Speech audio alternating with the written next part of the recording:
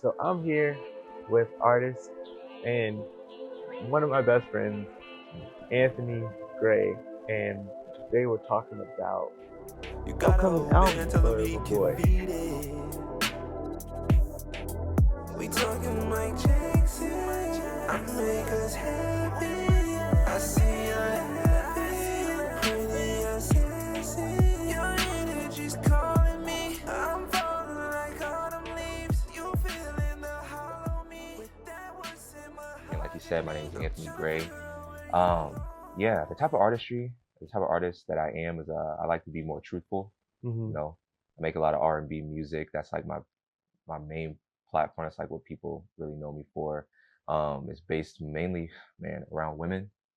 You know how my relationships go. So yeah, I just tell stories about how my life goes with women, my relationships, shit, hookups, situationships, just things like that.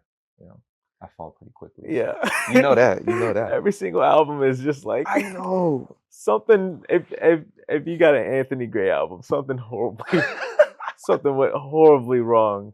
So with this album that you have coming up, horrible segue. This album you have coming up, Yo, uh, facts. what is it called? It's called Is This R&B? Is this R&B? Mm-hmm. Why is that a question? Because, damn, that's a good question. It's basically because there's multiple like genres on the album. Mm-hmm. Um, it originally wasn't gonna be called Is This R&B? So I had a bunch of producers really hit me up, and I had got a bunch of beats from them. So it was no longer like beats used by other artists and everything. So it was gonna be like beats tailored to me, and they were mainly R&B beats. And I actually was hiking with my friend Cole, and with him, originally it was going to be called Producer's Cut. So it was just something I was just going to drop before my next album that I'm dropping, which is going to be called Ivy Joy. But that's like after Is This R&B.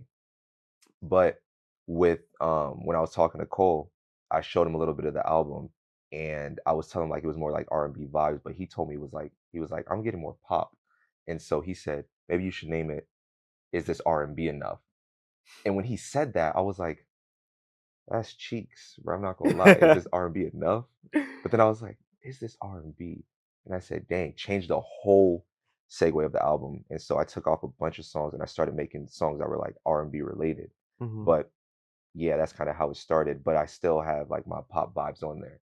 And so I know that there's like new age R&B, then there's old age R&B. Like there's like Usher R&B, then there's like Forbats R&B. You know what I'm Yeah. saying? And so I leave that up to you guys decide. Like, is this R&B?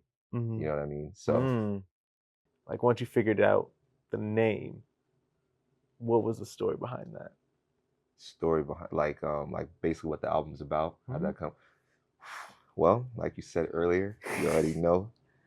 Whew, if you get in a Gray album, something awful happened. Now, yeah, so when I came up with Is This R&B, I know the person that I was dating, you know, they like R&B music. Like they like a bunch of genres, but something we both related on was R&B. And with this, I was like, okay, cool. I made a song called Anthony Please. And that's really like what started it. I made that 2 years ago. 2 years ago. And that was with us during the relationship. But when I made the song, it was kind of just like expressing how I felt at the time because when I'm making an album or when I'm recording a song, I'm good at expressing my emotions, and I could talk through it. But when I'm in front of that mic, there's no one interrupting me. There's nothing I could say anything and everything, whatever, however I want. And so yeah, I made that, and that was R&B. Another song I made R&B. Made another song, Part of Me, R&B. Well, that was like pop, R&B pop.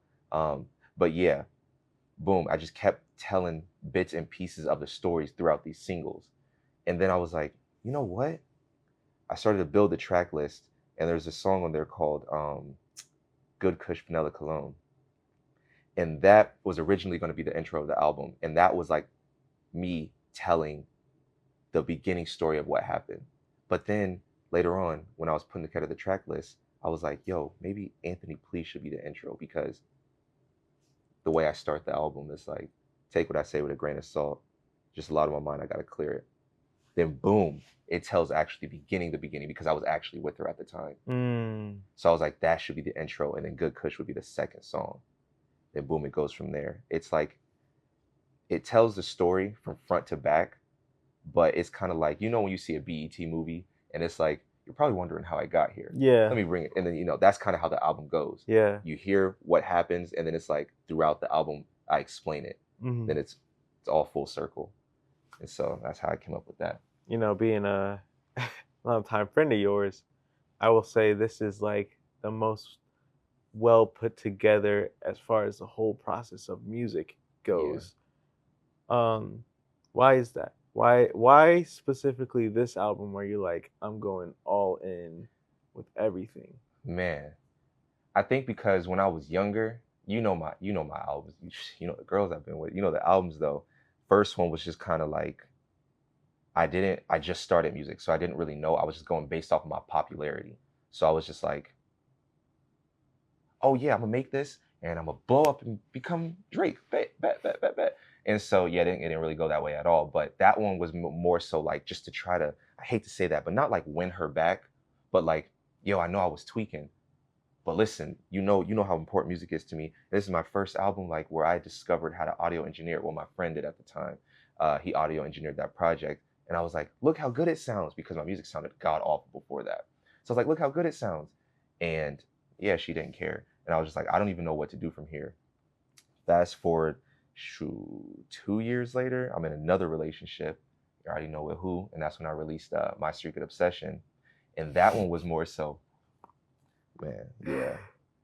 That one was more so me. I was just hurt. That was the first time I ever went through something like that. Like, man, if you heard the album, so it was like, yeah, we were together, then all of a sudden we weren't, and now you're engaged. Tripping. What just happened? And so I was confused. A lot of things going through my head, blah, blah, blah. And so that one was more so just like a dark time. I just needed to leave in there. This one was my longest relationship. I thought this was the finale. I thought this was the end, known her, at the time it was 5 years. Dated, moved out of our hometown, moved in together. And I was like, all right, cool. But I was doing music in between time and everything. So I was learning. And that's where moving out to Atlanta, I've met people who started at where I was at and they've done it. They made it, or I'm seeing them climb. And I'm like, oh, wow. It's like putting everything together. I saw what I needed to do to make an album be so big. And me being Anthony, what I'm saying, I got to do a lot of things aesthetically pleasing. And I'm knowing, all the way down to the art cover. The art cover is very sensual. Party Next Door was a big inspiration for that. I just saw with we all saw that album cover, and so I was just like, you know what? And I grabbed a lot of people's attention, and it was very controversial, what I'm saying? And so I kind of wanted to do the same thing. And so with this one, I was like, all right, down to the art cover, it's pleasing, it's going to get a lot of people talking about it, and it is my biggest announcement so far. I was like, dang, it did really well. Down to the marketing, I got comfortable in front of the camera. Back then, I wasn't comfortable in front of the camera. I hated marketing. I hated talking. Really, I hated putting myself out there. So I was like, I don't really know what else to do. I don't know how to do no face marketing. But I realized if this is something I want to do, I gotta show people who I am to actually be able to connect. Yeah, connect with people. Yeah. So I think this one is gonna be the biggest, because you're getting the most me talking. And I'm being extra vulnerable. I'm not hiding nothing. I'm not being biased. I'm talking about what I did too. I'm not innocent. I'm not innocent at all. But god dang, I still don't think I deserve what I went through. Yeah, for sure. So Yes, this is Anthony Gray. Where can they find you? You can find me on all platforms under Anthony Gray, Grey, or you can find me on Instagram, Only Gray. That's ONLYGREYY. Yes, ma'ams, and yes, sirs. Yeah, this is R&B. Check it out. It's coming out February 21st, 2025. Take what I say with a grain of salt, cause it's just a lot on my mind. I gotta clear it. Yeah.